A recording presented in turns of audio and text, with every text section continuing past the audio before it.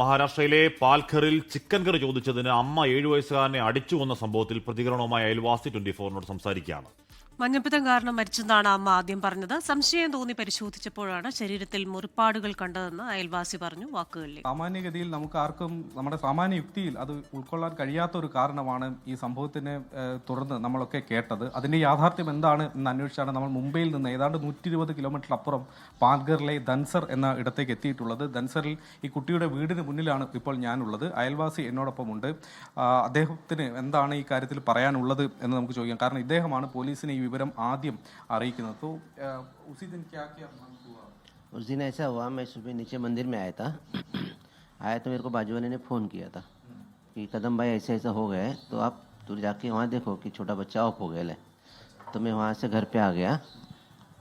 घर पे आया, देखा मैंने तो बच्चा चद्दर पे नीचे लादी पे सुलाया था।